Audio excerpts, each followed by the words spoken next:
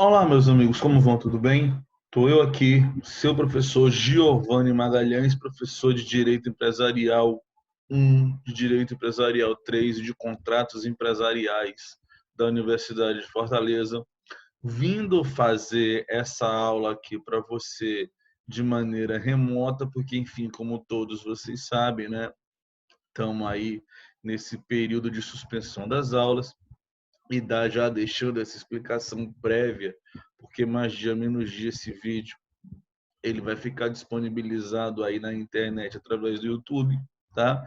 Nós estamos gravando esse vídeo justamente no mês de abril, no período em que está todo mundo isolado, em quarentena, aulas suspensas, porém o programa da disciplina não pode parar, o semestre não pode parar, e aí nós estamos fazendo nós estamos fazendo aulas de maneira remota para poder seguir esse programa.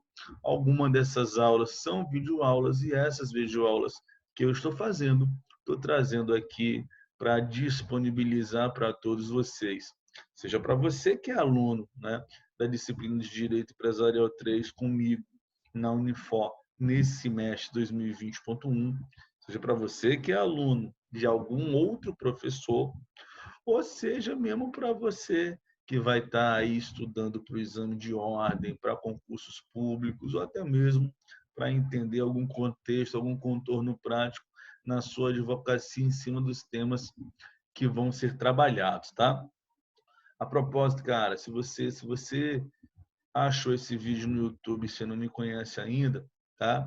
Meu nome é Giovanni Magalhães, sou professor de Direito Empresarial há mais de 12 anos e leciono essa disciplina na graduação em Direito, na pós-graduação em Direito e na preparação em concurso público, sendo autor de livros jurídicos aí, tanto em coautoria quanto, né, de maneira individual, dos quais se destacam o livro chamado Prática Empresarial, da coleção Completaço, escrito pela editora Saraiva, e o livro Direito Empresarial Facilitado, publicado pela editora Método, tá?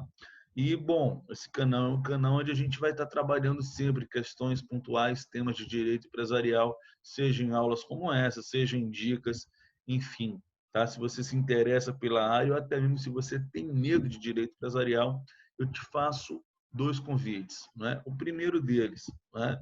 Dá um joinha aí no vídeo para fortalecer aí o nosso canal. E mais do que isso, se inscreve, porque eu acho que a gente vai ter aí muita coisa boa para você. Meu objetivo de vida é fazer com que você entenda direito empresarial em nível top, porém de maneira facilitada. Estudo de direito empresarial não precisa ser complexo, dá para se estudar de maneira facilitada e é isso que eu pretendo fazer com você aqui. Tá bom?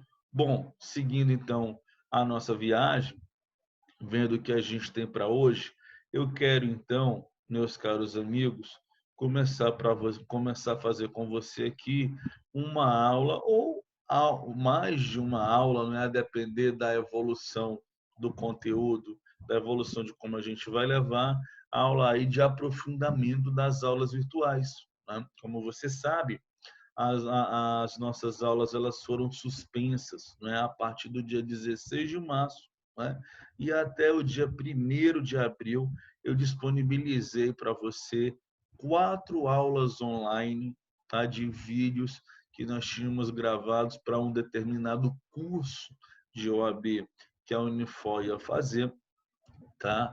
E aí eu quero então com essa aula a gente fazer um apanhado geral e um aprofundamento sobre temas aí importantes, relevantes e dignos de nota, tá? Meu objetivo a priori é tentar matar isso numa aula, mas para não deixar o vídeo muito grande, vai ser possível a gente via seccionar, de repente até em 2 ou 3 partes, esses aprofundamentos que eu quero fazer com vocês, tá? Bom, dito isso, vamos então, né, ver o que a gente tem para hoje, tá?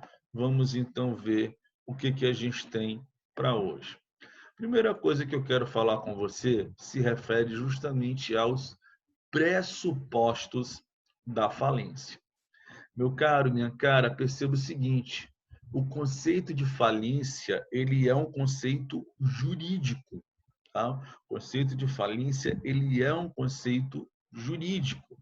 E é importante que a gente perceba isso porque muitas vezes a linguagem jurídica, ela é distinta da linguagem coloquial, da linguagem comum relacionada ao direito empresarial. O direito empresarial, ele tem uma linguagem técnica, uma linguagem sofisticada, a linguagem jurídica diferente da linguagem comum. Isso normalmente não acontece nos outros ramos do direito. Veja, se você olhar, por exemplo, casamento no direito civil. Casamento é o que está lá no Código Civil, na vida real muda muito pouco, se é que muda alguma coisa. Se você for para o direito penal, homicídio é aquilo que está lá no Código Penal, artigo 121, na vida real, se é que muda, muda muito pouca coisa. Mas aqui no direito empresarial, não. Tenho certeza que a primeira aula que você veio a assistir de direito empresarial, você assistiu achando que empresa é uma pessoa jurídica e que sócio é empresário. No curso de direito, a gente passa o semestre inteiro da disciplina de direito empresarial 1 tentando tirar isso da sua cabeça. Tá? E ainda assim, por conta da linguagem comum, por conta das experiências de vida, a gente ainda escapole um pouco da linguagem jurídica. Tá? Então, por que eu estou te dizendo isso? Porque é muito comum você perceber na prática a seguinte situação. Ah, fulaninho de tal faliu, fulaninho de tal quebrou, quebrou que apartou. Você vai lá e pergunta por quê? Aí o sujeito vai dizer, porque o fulaninho de tal pegou as portas do seu negócio, fechou as portas do seu negócio e lá nunca mais voltou. O cara fechou as portas do seu negócio e lá nunca mais voltou. Você então vai e diz, mas houve sentença? Seu interlocutor pode te responder algo mais ou menos assim. Se houve sentença, eu não sei, mas que ele faliu, ele faliu. Isso, linguagem do ponto de vista coloquial comum, ok, porém juridicamente não. Para a gente poder falar em falência do ponto de vista jurídico, aquilo que vai interessar para o seu exame de ordem, aquilo que vai interessar para o seu concurso público, ou antes disso, aquilo que vai interessar para a sua prova na faculdade, ou até depois disso tudo, aquilo que vai interessar para você na sua atuação profissional, falência, ela é um conceito jurídico, ela decorre do caso concreto. Eu preciso provar nos autos de uma mesma ação judicial a ocorrência dos seus pressupostos. Ou eu tenho todos os pressupostos provados e ocorridos dentro de uma mesma ação judicial, ou então eu não posso falar em falência, pelo menos não ainda. Vamos ver que pressupostos são esses? Olha só, a gente vai ter a doutrina falando aí, de um lado, no pressuposto material subjetivo, temos o pressuposto material objetivo e temos ainda o pressuposto formal. Olhando o pressuposto material subjetivo, veja bem, subjetivo vem de sujeito, que significa pessoa. Ou seja, pressuposto material subjetivo se refere justamente a quê? Àquela pessoa contra quem você vai direcionar um pedido de falência, aquela pessoa contra quem o juiz poderá declarar uma falência. Né?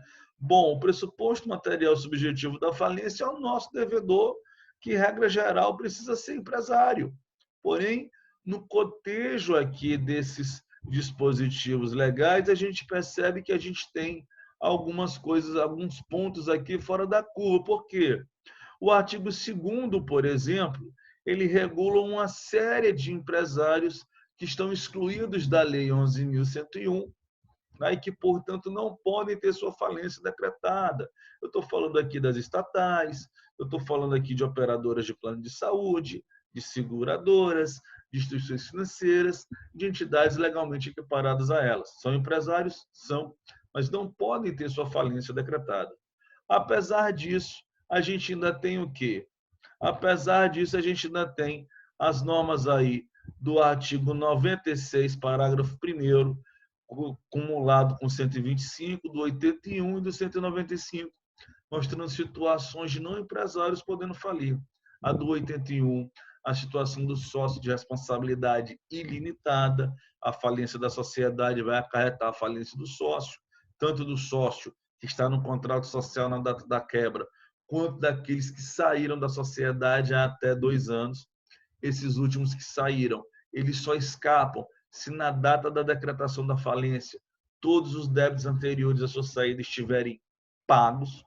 E veja bem, o juiz não vai intimar esses sócios para eventualmente pagarem, porque o devedor não era eles, e sim a sociedade. Vai ser uma questão meramente factual do juiz apurar no caso concreto todos os devedores que saíram naqueles, naqueles, naqueles 2 anos, o devedor que saiu, para a data da falência, os débitos anteriores estão pagos ou não. Se tiver pago, escapa. Não estando, vai falir junto também. Além disso, a situação do espólio, né, no caso do empresário individual, que pode vir a ter sua falência decretada em até 1 ano da morte do devedor, gerando aí, por consequência, artigo 125, a suspensão do inventário, que vai ficar suspenso durante todo o tempo em que esse inventário tramitar. E, por final, a gente tem ainda o quê? Artigo 195, que vai nos mostrar a possibilidade da concessionária de serviço público falir e essa falência determinar uma hipótese de extinção do contrato de concessão. Por sua vez, a gente tem um pressuposto material objetivo. O pressuposto material objetivo é a insolvência jurídica empresarial, aqueles atos que o empresário deve se abster de praticar ao máximo, sob pena de, no dia em que ele vier a praticar, ele estará na condição de insolvente. Ele não está falido ainda, ele está na condição de insolvente. Para a falência está faltando um empurrão e um sopro, né? Está faltando apenas o quê? Se levar para o judiciário reconhecer. Mas se atentem aqui para um fato. O artigo 94, ele não mostra, veja bem, requisitos para a insolvência jurídica empresarial. Ele mostra atos, não requisitos. Atos. Qual é a diferença?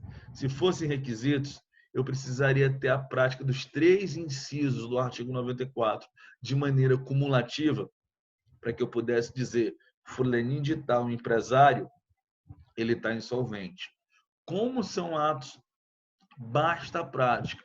Ou do inciso 1, a chamada impontualidade injustificada, o fato de o sujeito ficar sem relevante razão de direito, inadimplente em obrigações materializadas, em títulos executáveis, que somem no mínimo 40 salários mínimos e estejam protestados no protesto especial para fins alimentares, ou a prática do inciso 2, a execução frustrada, o fato do devedor ser citado no processo de execução e não pagar, não nomear bens à penhora e nem depositar a importância em juízo para suspender a execução e discutir o débito nos embargos.